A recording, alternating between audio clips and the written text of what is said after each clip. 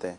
سید صاحب آپ کو میں نے تو خیر ایک وقت سے دیکھ ہی رہے ہیں، لیکن جیسے جب بھی آپ کے ساتھ ہم بیٹھتے ہیں تو آپ کے ساتھ امیر اہل سنت کی کچھ یادیں نکل آتی ہیں، اور موسٹلی میرے ناظرین بھی شاید اس بات کو جانتے ہوں گے کہ آپ کے پاس امیر سنت کے سے تعلق رکھنے والی کئی باتیں ہوتی ہیں کہ یہاں یہ ہوا، یہاں یہ ہوا، اور ایک وقت تھا آپ نے بڑا قریب بھی رہ کر گزارنے کی سعادت حاصل کی ہے۔ تو امیر سنت کی انشاءاللہ آمد ہوگی، اس وقت تک اگر آپ کچھ ہم سے امیر سنت کے تعلق سے کچھ ماضی کی یادیں بیان فرمانا چاہیں تو میں ذرا اپنا رخ بھی آپ کی طرف کر لیتا ہوں، آپ کی باتیں سنتے ہیں انشاءاللہ۔ آج جو ماضی کی یاد میں وہ خوشگوار یاد ہے ایک، اور ایک تو میں ابھی اور اب موقع ملا تو امیر اہل سنت کی موجودگی میں وہ ایک یاد شیئر کروں گا انشاءاللہ۔ دعوت اسلامی کا پہلا مدنی کام جو ہے، جو اسٹارٹ لیا دعوت اسلامی نے، وہ ہفتہ وار سنتوں پر اجتماع سے لیا۔ دینی کام جو ہے گلزار حبیب میں اجتماع شروع ہو گیا جی اور امیر اہل سنت پابندی سے اس میں بیان فرماتے تھے، اور یوں ہوتا تھا کہ مغرب میں ہم نے وہاں پہنچنا ہے، مغرب سے پہلے مغرب ہم نے گلزار حبیب میں پڑھنی ہے۔ اور امیر اہل سنت یعنی یوں گمان نہیں تھا کہ امیر اہل سنت کا بیان کبھی نہیں ہوگا، کبھی ناغا ہوگا۔ جب پنجاب کے دورے پہ تشریف لے گئے، پہلا پنجاب کا دورہ تھا اور میری الحمدللہ حاضری تھی، اس وقت امیر اہل سنت پنجاب تشریف لے گئے تھے۔ بہرحال وہ جو یاد ہے ماضی کی، اس کو ہم روحانی یادگار کہیں، خوشگوار یادگار کہیں، سب اس پر ہم جو ہے کہہ سکتے ہیں، ہے ایسی۔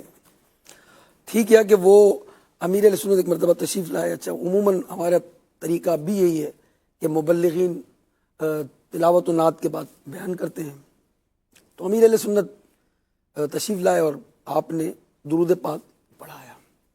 اچھا، دعوت اسلامی میں اس وقت ہفتہ وار اجتماع میں چند ایک درود پاک پڑھائے جاتے تھے۔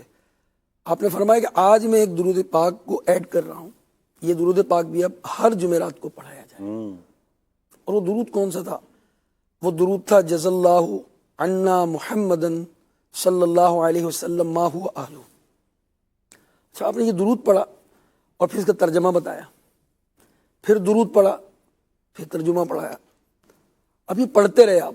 عموماً آپ نے کبھی بھی ایسا اجتماع شاید اٹینڈ نہ کیا ہو کہ کوئی مقرر، کوئی مبلغ، کوئی بیان کرنے والا صرف درود پڑھاتا رہے اور سارا مجمع ایک ہی چیز کو ریپیٹ کرتا رہے اور 1 گھنٹہ اس میں گزر جائے۔ 1 گھنٹہ اس سے بھی زائد گزرا۔ جزا اللہ عنا محمد ما هو اہلہ، یہ پڑھا ہے آپ نے، ترجمہ پڑھا کہ یہ درود پاک میں نے پڑھا ہے اور اس کا ترجمہ یہ ہے، اور اس کے بعد آپ اس کو ریپیٹ کرتے رہے یہاں تک کہ سب لوگ پڑھتے رہے۔ پھر امیر سنت پر ایک کیفیت طاری ہوئی اور گریہ طاری ہو گیا، آنسو بہنے لگے۔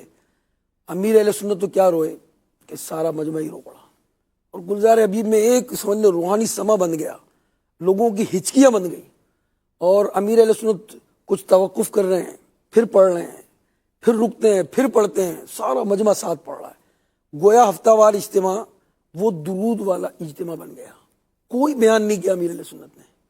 تو مجھے تو وہ یاد آ گیا، امیر اہل سنت نے فیضان سنت میں وہ واقعہ لکھا جو کہ ایک عالم کے متعلق کہ وہ بیان نہیں کرتے تھے، مجمع میں آ کر بیٹھ جاتے تھے، اور لوگ ان کو جب دیکھتے تھے تو رونا شروع کر دیتے تھے۔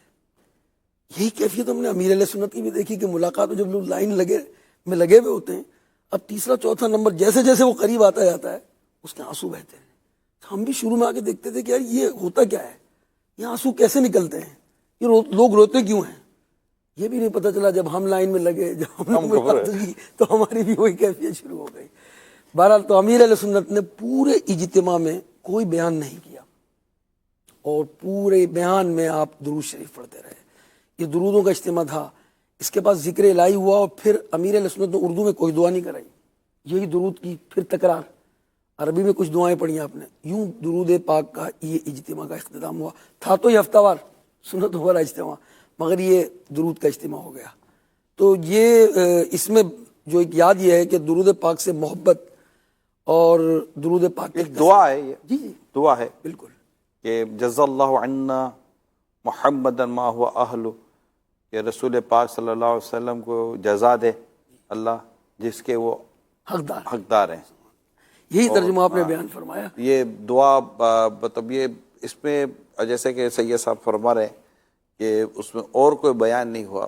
بیان اصلاح قلب کے لیے ہے، اصلاح اعمال کے لیے ہے، ہمارے ظاہر و باطن کو پاکیزہ کرنے کے لیے، ستھرا کرنے کے لیے ہے، اپنے کردار کو اچھا کرنے کے لیے ہے.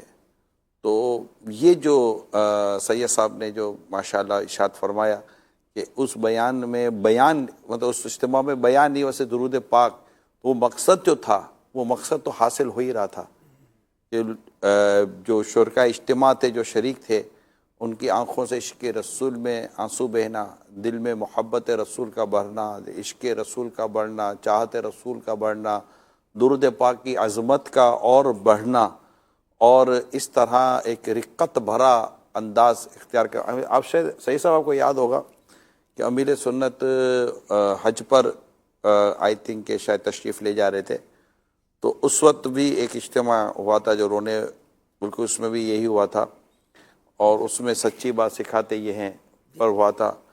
تو ایک کیفیت طاری ہوئی، ایک کیفیت طاری ہو گئی تھی کہ اور وہ کیفیت طاری ہوئی تھی. اور ہم بھی اجتماع میں تھے، لیکن مجھے اپنی لوکیشن بھی یاد ہے گلزارہ بھی مسجد میں، کہ میری جو لوکیشن تھی وہ مطلب مسجد کا جو اندر کا حصہ تھا، میں اس کے باہر بیٹھا ہوا تھا، اور مجھے امیر سنت کی زیارت نہیں ہو پا رہی تھی.